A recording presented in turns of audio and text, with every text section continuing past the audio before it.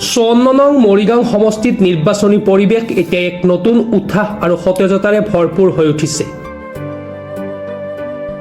এই উৎসাহৰ মাজতে নিৰ্দলীয় প্ৰাৰ্থী নিখিল ডেকাৰজাই নিজৰ সাধাৰণ জীৱনধাৰা আৰু জনতাৰ ওচৰলৈ পোনপটীয়াভাৱে আগবঢ়াৰ মানসিকতাৰে সকলোৰে মন আকৰ্ষণ কৰিবলৈ সক্ষম হৈছে। ডেকাৰজাই চাইকেল চলাই গাঁও চুবুৰীত ঘূৰি ফুৰা, মাজে মাজে দেহৰক্ষীৰ লগত লৈ খোজ কাঢ়া, খোজেৰে মৰিগাঁও নগৰত দোকানে দোকানে উপস্থিত হোৱা এই অনন্য প্ৰচাৰ শৈলীয়ে সাধাৰণ জনতাৰ মাজত এক বিশেষ সঁহাৰি সৃষ্টি কৰিছে। ডেকাৰজাই বাহ্যিক আড়ম্বন বাদ দি সৰল আৰু আন্তৰিকভাৱে মানুহৰ সমস্যাসমূহ শুনিবলৈ আগবঢ়া এই প্ৰয়াসে তেওঁক আন প্ৰাৰ্থীৰ পৰা পৃথক কৰি তুলিছে। এনে প্ৰচাৰে কেৱল ভোট বিচৰাই নহয়, বৰং মানুহৰ সৈতে এক গভীৰ সম্পৰ্ক গঢ়ি তোলাৰ প্ৰয়াস। গাঁৱৰ ৰাস্তা, বজাৰ আৰু চাহ দোকানত দেখা পোৱা এই দৃশ্যই নিৰ্বাচনী পৰিৱেশত এক নতুন ধাৰাৰ সূচনা কৰিছে। সাধাৰণ জীৱনশৈলী, সজীৱ যোগাযোগ আৰু জনতাৰ দুখ কষ্ট বুজিবলৈ আগ্ৰহ, এই তিনিটা দিশে প্ৰাৰ্থীজনৰ প্ৰচাৰক বিশেষ কৰি তুলিছে।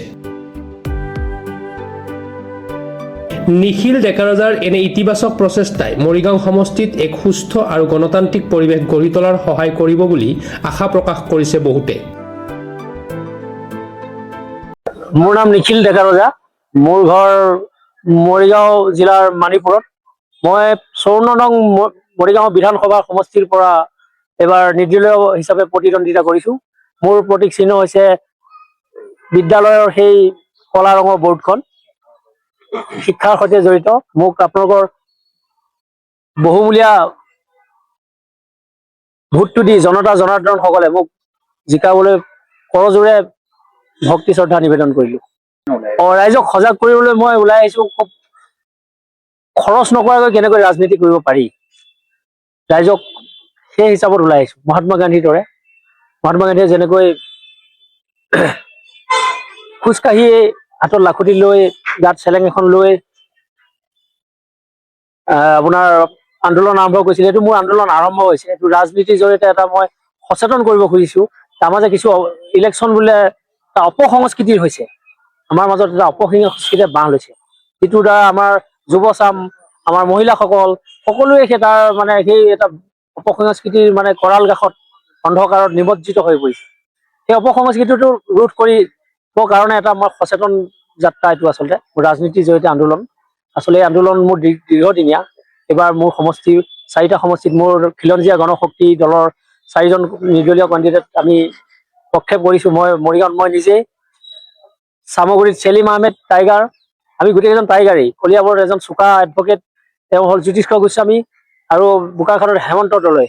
আমি গোটেইজন টাইগাৰৰ দৰে, আমি দেশৰ কাৰণে মৰিব ভয় নকৰোঁ। আমি শ্বহীদ কুশল কোঁৱৰ, মণিৰাম দেৱান, পিয়লি ফুকনৰ দৰে আমি দেশখন উদ্ধাৰ কৰিবলৈ আহিছো। মূল ইছ্যু হ'ল আপোনাৰ উন্নয়ন, শিক্ষাৰ উন্নয়ন, আৰ্থিক উন্নয়ন, বিভিন্ন ধৰণৰ উদ্যোগ হ'ব, ঘৰে ঘৰে বিভিন্ন ক্ষুদ্ৰ উদ্যোগ হ'ব।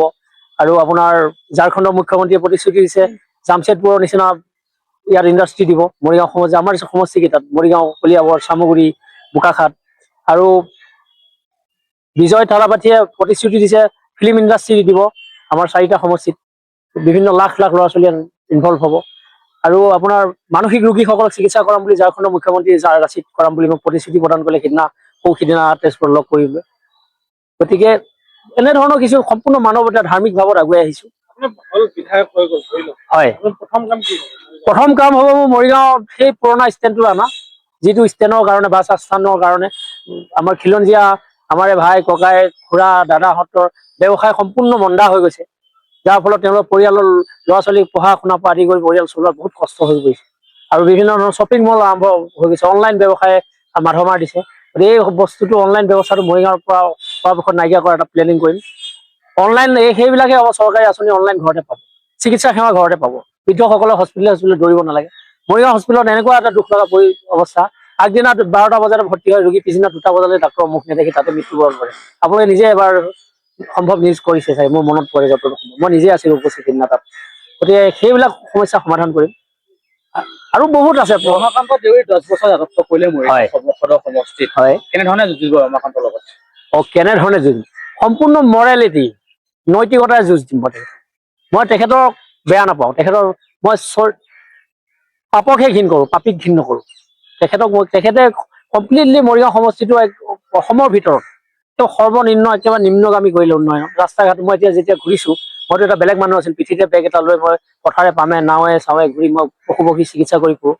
আহি যেতিয়া ৰাজনীতি পথাৰত নামিছোঁ, আমি দেখিছোঁ ফিল্ডত ঘূৰিছোঁ, ৰাস্তা ঘাটৰ অৱস্থা থৈবচ, দুই এজাক বৰষুণতে গাড়ী যাব নোৱাৰে, চাইকেল লৈ যাব নোৱাৰা অৱস্থা হৈছে কিছু ৰাস্তাত। মই চাইকেল লৈ ঘূৰিছোঁ।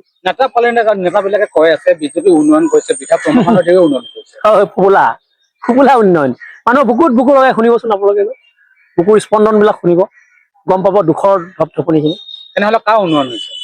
উন্নয়ন হৈছে সেই নেতাসকলৰ পৰিয়ালবৰ্গৰ। শ বিঘা মাটি, শ বিঘা ফিচাৰী বনাইছে, সাগৰ সদৃশ ফিচাৰী। মৰিগাঁও সমষ্টি বিধায়কৰ কেইটা নিবনুৱাক ফিচাৰী ডিপাৰ্টমেণ্টৰ পৰা অনুদান দি বা ফিচাৰী খান্দি দিলে। অথচ ফিচাৰী ডিপাৰ্টমেণ্টত হাজাৰ হাজাৰ কোটি টকা আহে, হেণ্ডলুম টেক্সটাইলত হাজাৰ হাজাৰ কোটি টকা আহে। কেইজনী মহিলাক তাঁতৰশালৰ বা তেনেকৈ কিবা বনাই দিলে, ছচাইটি বনাই দিলে বা কিবা তাঁতৰশাল দি। আজিকালি এনেকুৱা তাঁতৰশাল ওলাইছে, এদিনত 3খন 4খনলৈকে আপোনাৰ কাপোৰ উৎপাদন কৰা, আৰু সেই ব্যৱস্থাটো মই ঘৰে ঘৰে কৰিম। মৰিগাঁৱৰ পৰা বুবুনাথৰ ৰিপৰ্ট, প্ৰাতঃ টাইম ডিজিটেল।